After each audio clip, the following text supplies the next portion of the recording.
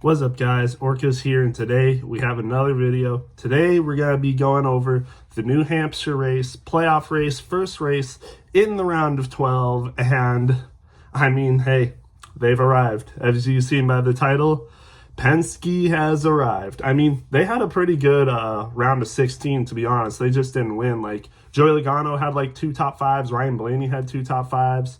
I think Ryan Blaney might have had a top 10 every race. I might be wrong, but both of them had 2 top 5s, I'm pretty sure, in the round of 12 or in the round of 16. So they were already doing decent, like probably the second best playoff team behind Joe Gibbs. Even better than Penske, and now they have, yeah, they are here. They are officially here because Ryan Blaney absolutely dominated this race. 116 laps led. His teammate Joey Logano finished 4th with 147 laps led. They basically led all the laps of the race, to be honest. Like, Chase Briscoe actually had 19 laps led, matches his number, 19. Chase Elliott led 3 laps, and Josh Berry led 10 laps. So they led most of the race. The rest of the people didn't manage over 50 laps led. Ryan Blaney, Joey Logano, both over 100 laps led. Logano almost 150 laps led. I mean, they just absolutely dominated this race. And then not to mention the points. Ryan Blaney wins the race, obviously, won a stage, 57 points. And Joey Logano also won a stage and finished 4th. And then I'm pretty sure finished 2nd in the other stage, got 52 points on the day. I mean, what a race from Team Penske for the most part, and even their satellite teammate Josh Berry, even though he got wrecked by Shane Van Gisbergen, I think at the beginning of stage 2 or something, still finished 2nd and looked like he had the car to beat. I mean, he had on the final run, he had older tires than Ryan Blaney. He didn't take 2 tires at the end like Blaney did, but he was still keeping pace for the most part. It looked like he could have passed him, but then I think, old tires, he kind of burned his tires out there. Didn't end up winning, but man, he did good. Had the fastest lap of the race for the most part until it was taken by Carson Hocevar. Not sure how that happened. I mean, good lap for Hocevar, 29.92. I'm pretty sure that's the only one sub 30 for the race. So, I mean, good for him. But before that, Josh Berry had the best lap. I mean, he was fast today. I mean, if things could have gone differently in the round of 16, man, he could be a threat. Like, well, the round of 16 was just a round from hell for Josh Berry. And then first race out of the playoffs, he finishes 2nd. So, like, I mean, who knows what he could have done with those races if he hadn't have wrecked for all of them and had just bad luck. But, hey, he finishes 2nd this race, so that's got to count for something. I mean, as a Penske satellite teammate, Penske in general did really good today, except for one, which we'll get to. But Penske absolutely dominated today. Ryan Blaney with the win, Josh Berry 2nd as a satellite teammate, Logano in 4th. So, yeah, I mean, Penske is here, and all the Penske haters, all the Joey Logano haters are getting flashbacks because this is setting up to possibly be another Penske championship run. And, man, I got to say, if Joey Logano wins again, imagine all the hate.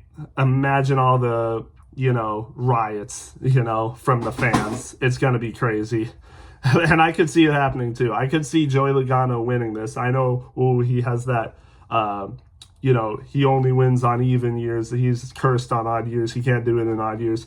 He's in the round of 12 now, and he just finished 4th with 52 points on the day. And he is pretty good right now. I know Kansas and, the Charlotte Roval isn't the best track for Joey Logano, but if he can just hang in there, like possibly just get top 15s, I think he's got a good chance of, staying in and getting to the round of 8. If he can just get top 15s for Kansas and the Roval, I think he's got a good shot at making it to the round of 8. Because we'll get to it, but I think he's looking pretty good in terms of playoff points because there was a good amount of people that didn't have great days today. Well, a few people that didn't have great days today, which we'll get to. But yeah, I mean, Penske absolutely dominated. Hendrick also had a pretty good day today for the most part. William Byron, really good day today, finished third, 50 points on the day. I mean, I would almost say he's a lock for the round of 8 already now. Chase Elliott had a decent day, not a ton of stage points, but he finished fifth. Pretty good on the cut line right now. He's a few spots above Briscoe. Briscoe has the last spot in on points right now, and Chase Elliott's a few points ahead of Briscoe. Had a slightly better day than Briscoe, so that's why. And then Kyle Larson finished 7th with 44 points, so not bad for him. That's all the three Hendrick teammates, all in the top 10, so pretty good day for them, all things considered. And then I would say the next best playoff team was probably Joe Gibbs Racing, although it was low-key kind of a struggle for Joe Gibbs Racing. I mean, they got 2 of their drivers in the top 10, but Christopher Bell, 36 points. I mean, he's doing pretty good. I don't see him getting eliminated this round. I think he'll be good enough at Kansas and he'll be good enough at the Roval to not get eliminated. So I think he's fine. Chase Briscoe got 10th, but it wasn't a great day. He had some stage points, but not all that much. Only got 29 points on the day. He gained a little bit. I think he came into the race plus 10, and now he's plus 12, but I'd be more comfortable if he got more points. But he did say New Hampshire isn't a good track for him. He basically what he said is, the races he had circled, I watched the interview, the races he had circled coming up for the round of 12 and beyond were New Hampshire and Talladega, and he got through New Hampshire, gained a couple points. So hopefully he can get rocking and rolling now. He can do good at Kansas. He can do good at the Roval. He's been good at the Roval, even in Stewart-Haas equipment before. So I think he'll have a good race at the Roval, possibly even better than Kansas. So I'm sweating a little bit for Briscoe as a Briscoe fan. He could get eliminated. You never know.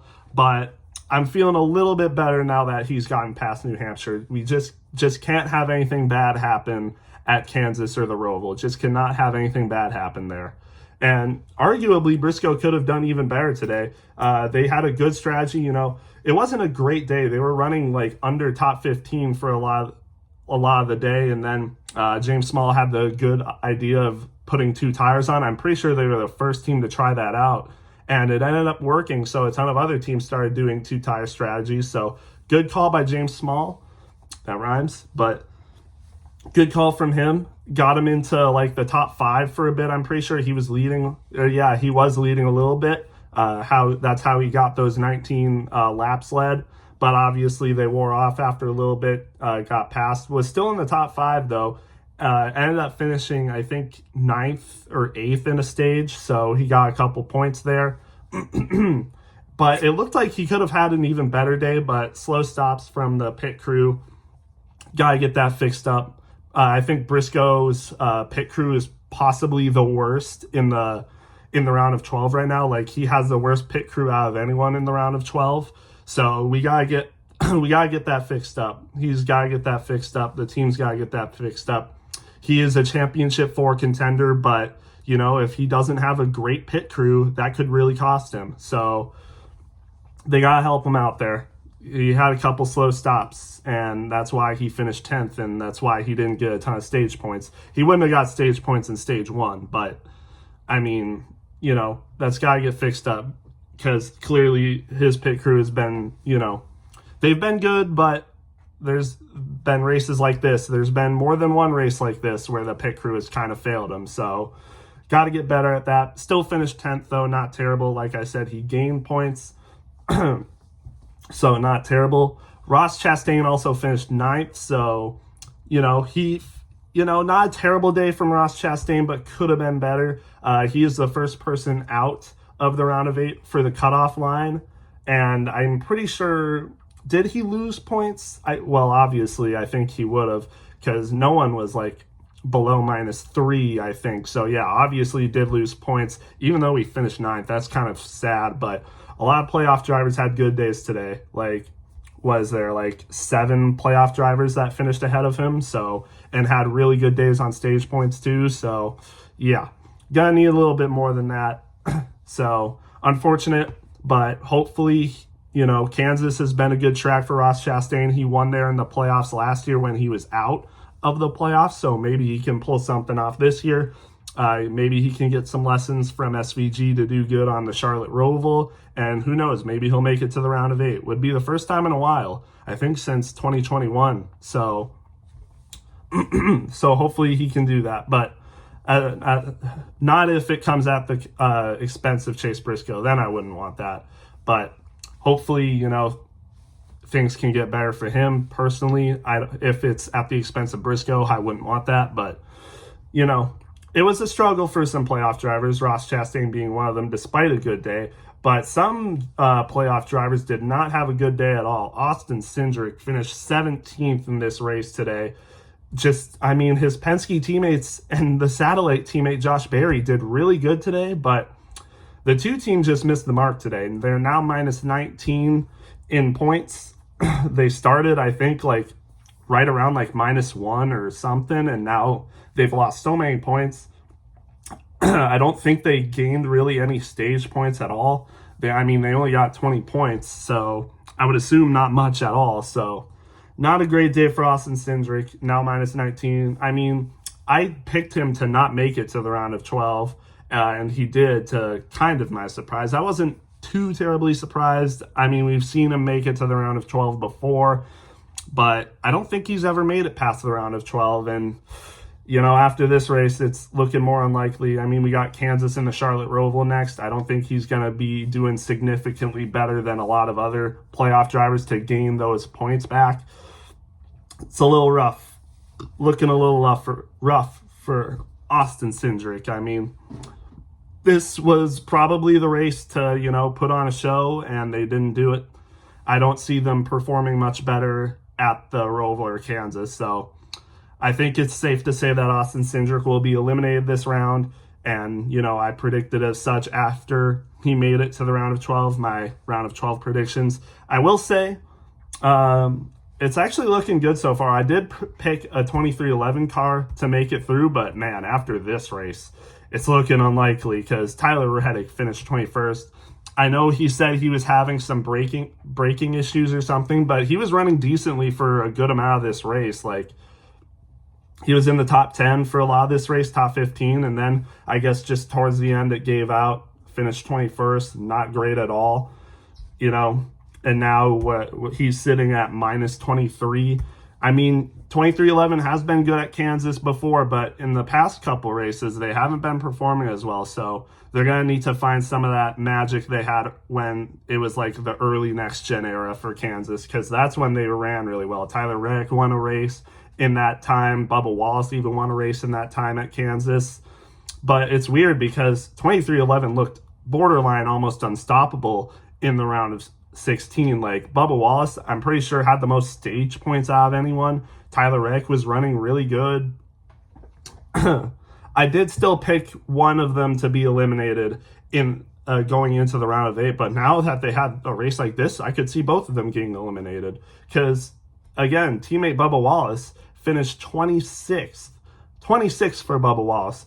Did not have a great day today at all. And, like, I'm pretty sure he was involved in a wreck in some way, but even before then, he was not running great at all. Like, top 20 speed, basically. Like, he was in the top 15 for a little bit, and then, you know, kind of fell back a little bit, and then, yeah, that happened. You know, you can't be running mid-pack as a playoff driver. You just can't. You cannot be running mid-pack, because bad things are going to happen, and that's what happened. I mean, that's not unlucky. That's just what happens when you're running mid-pack. Like, it can happen. And again, like I said, finishes 26th. So not a great day. Not a great day for 2311. And now they're both sitting more than minus 20 points from the cutoff line. Reddick minus 23 and Bubba Wallace minus 27. They're going to need to have amazing runs at Kansas in the Roval. And they're going to need to depend on some people ahead of them to not perform very well at all. And I just don't see that happening. They'll have to get really lucky if they want that to happen. But it's not looking good for them. Not looking good. So we'll just have to see what happens. I think what I did after Bristol is I said that instead of Tyler Reddick making it to the round of 8, Bubba Wallace would. But after today, like I said, neither of them might. So Not looking great, but maybe they'll turn it around. I mean, overall, it just wasn't a great day for Toyota in general. I mean, only 2 drivers in the top 10 for Toyota, and that was Christopher Bell in 6th and Briscoe in 10th. Denny Hamlin did not have an amazing day today by any means, finished 12th. I mean, he's still pretty good for the cutoff line. I mean, plus 27. I mean, if he loses that lead, that would be crazy. I mean, I think he will do decent at Kansas. The Roval, is probably going to not be great for Denny Hamlin because we know how he is at road courses in the next gen era. But I think he can have a decent day at Kansas, and if he does that, I think he'll be fine despite not having a great day at the Roval. I think Christopher Bell will still be fine. I mean, he's plus 29, and we know he can be good at Kansas, and he's decent at road courses. So I think he'll be okay there. But I am concerned about Chase Briscoe. I mean, I said that already, plus 12. He's going to have good days at the Roval in Kansas, and I think he can. So hopefully that's the case. But like I said, with the other Toyotas, Tyler Reddick and Bubba Wallace, 2311 just did not have a good day. Most of Toyota in general did not have a good day at all. I mean, Riley Herbst, I didn't even mention this, but Riley Herbst finished 22nd, almost did better than both of his teammates, which is crazy to say. I mean, imagine, like, how many times has Riley Herbst done better than both his teammates in a race? And how much times has he even done better than Bubba Wallace in a race? I mean, probably less than, 4 times, honestly. And yeah, it just wasn't a good day for Toyota in general. Eric Jones finished 28th. Nemechek got into a pretty hard wreck on his own, self-spun, got into some bumps and then spun out. Racing Riley Herbst finished 34th out of the race. And then I haven't even mentioned this yet, but drama for Joe Gibbs Racing. Ty Gibbs finished 35th, but, it wasn't a self-spin. It wasn't, him getting into someone. It was his own teammate, Denny Hamlin, that spun him out. And, there's some opinions on this. Some people say, oh, yeah, well, Ty Gibbs, he was being an idiot. He was racing his teammate hard. He wouldn't let him pass him. Denny Hamlin's racing for a championship, and that's what Denny Hamlin said. He was like, what the hell is he doing? We're racing for a championship, and he's just being an idiot. But I don't know, man. I don't know where I stand on this. I think I'm going to be neutral on this. I think it's both their faults. Yeah, sure. Maybe Ty Gibbs should have, it seemed like he was racing Denny pretty hard. He wasn't letting him, Denny Hamlin clearly kind of looked like he had a better car and should have passed him, but Ty Gibbs was not letting him have it easy. So Denny Hamlin just kind of dumped him, pushed him out of the way. You could argue that Denny Hamlin wasn't trying to wreck him there. It didn't seem like he intentionally came up on him and, tapped his bumper and did that to him. He did give him a tap, but it didn't look like he was trying to wreck him. But it did, and Ty Gibbs out of the race. Tried to come back and fix it, but it wasn't enough. And Denny Hamlin out of all of that still ends up only finishing 12th place behind his 2 other teammates that finished this race. I mean, it's interesting. Not a great race. I mean, again, all 3 JGR cars still got top 12, but after we were used to seeing them dominate the round of 16, all 3 drivers won a race in the round of 16. This was not a great race compared to the round of 16 for JGR and all the other Toyotas. So they're going to need to figure something out. Hopefully they can, put it back together for Kansas and the Roval. But after their absolute dominance in the round of 16, this was just interesting to see, to be honest. I don't know. And again, the drama between Denny Hamlin and Ty Gibbs both basically declined to comment on what happened.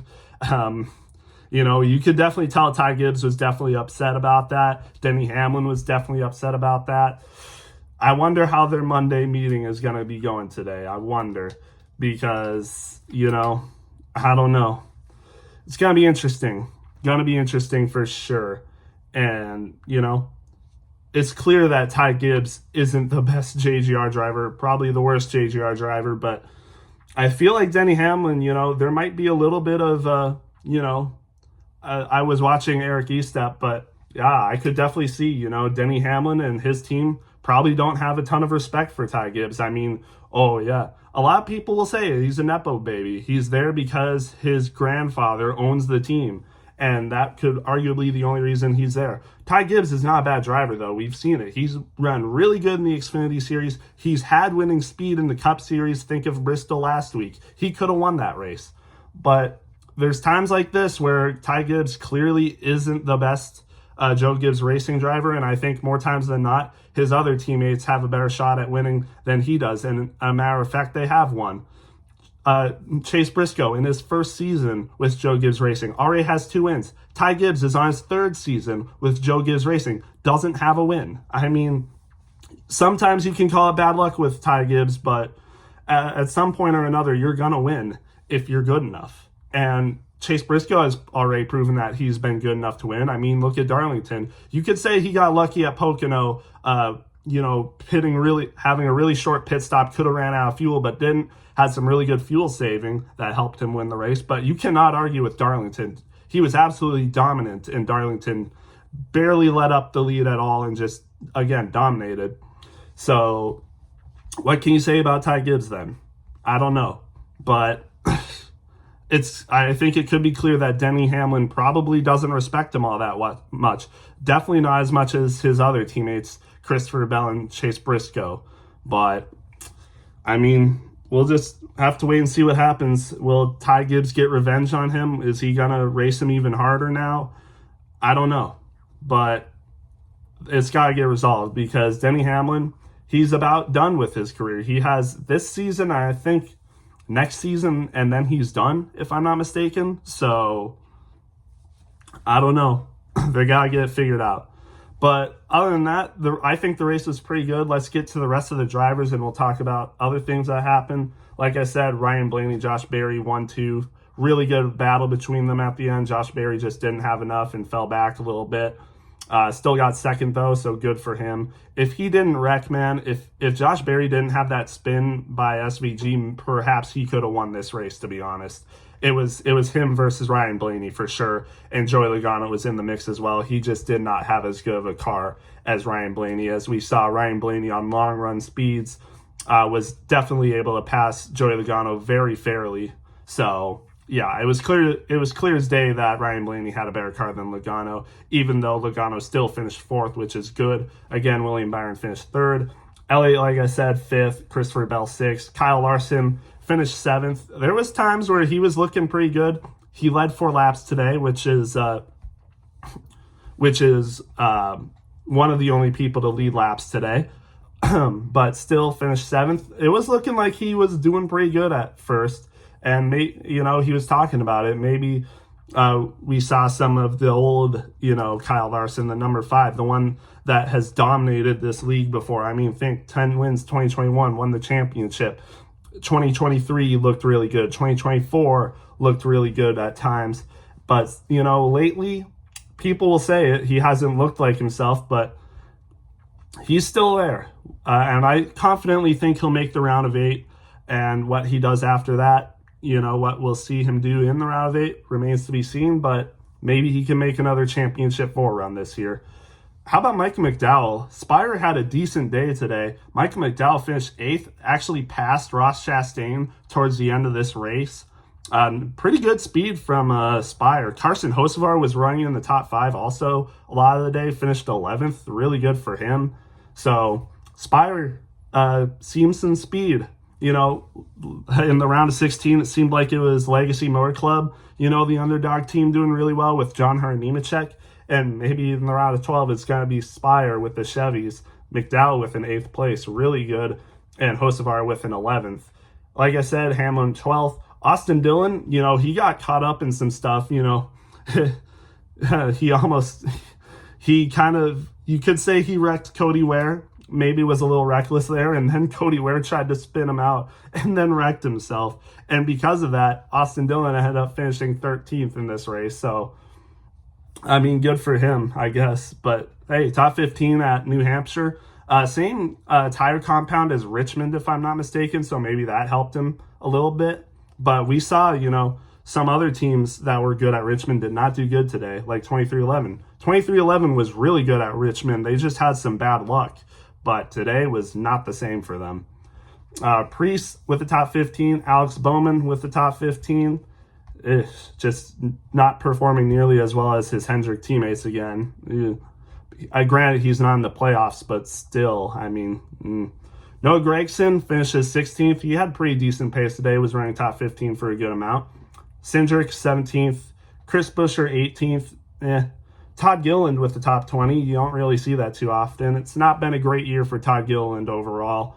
So still good to see him get a top 20, though, over a decent amount of good drivers. So, hey, sure.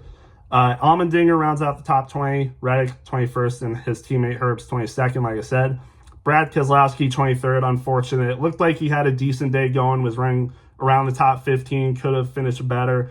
And then there was a wreck that happened between him and Shane Van Gisbergen. And I think it was mostly on Brad. I mean, he should not have forced himself into that situation. Ended up hitting the inside wall while racing SVG, and then, just knocked all of them that was racing right by him, kind of caused a little bit of a pileup.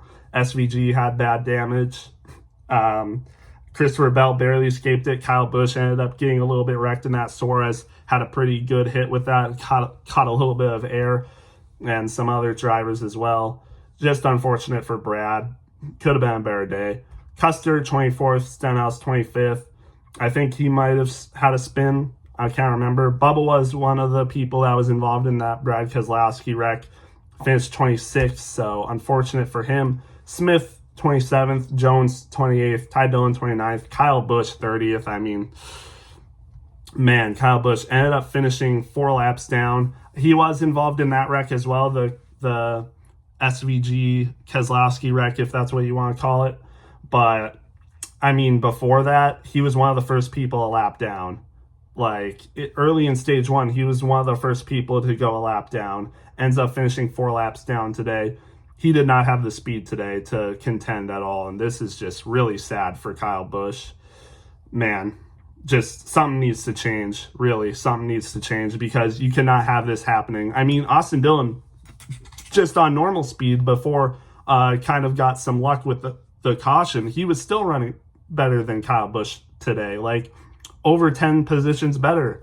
5 to 10 positions better than Kyle Busch just on speed. So, I mean, something needs to change. Really, really something needs to change, because this cannot be happening to Kyle Busch, one of the best drivers of all time. This is not right, really. Something needs to change with Kyle Busch. And some of it, I would think, is his fault. This isn't just a Richard Childress Racing thing. Kyle Busch, one of the best drivers, he should be performing way better than this. He should not be being outrun by his teammate Austin Dillon, who is supposedly so much worse than he is. So, I mean, it's just, I don't know. And it's Austin Dillon, I mean, at least he has a freaking win this year. I don't know, just weird. Cody Ware off of his self-wreck, I mean, broke rule number 1. If you're going to wreck someone, don't wreck yourself and not wreck them. But he did that because Cody Ware is Cody Ware. Ends up finishing 31st. SVG, he was having a pretty decent race today. Actually got some stage points, but, then fell back a little bit, or outside top 15, or, outside top 10. That got in that wreck with Keselowski. Unfortunate end, but he was running decent. But I don't know how much longer he could have kept that, if he just ran a clean race. I don't know. But still, Justin Haley, 33rd. He was involved in that wreck as well. I mean, his car looked like, I don't even know. Ended up finishing the race, though. Did not complete the whole race at all. What was there, 301 laps? He completed 207, so almost 100 laps down, but still. John Hunter Nemechek, like I said, out of the race, had a bad crash. And then Ty Gibbs, like I said, got in that wreck with Denny Hamlin. And then Suarez was the first person eliminated. Just unfortunate.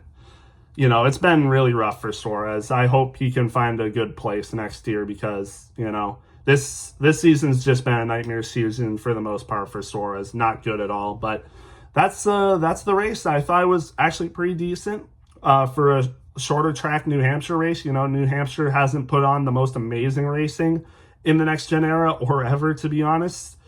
But still, I thought this was a good race. One of the better races of the season, definitely above an 8 out of 10. I would give this race like an 8.2 out of 10. So pretty decent race, almost A tier for me. I thought it was good. Team Penske, again, looks dominant. We'll just have to wait and see what they can do going forward. And, you know, maybe they're going to make another championship 4 run with both Logano and Blaney. I wouldn't be surprised. So with that being said, I'm going to get this up for you guys, and we'll see you in the next one.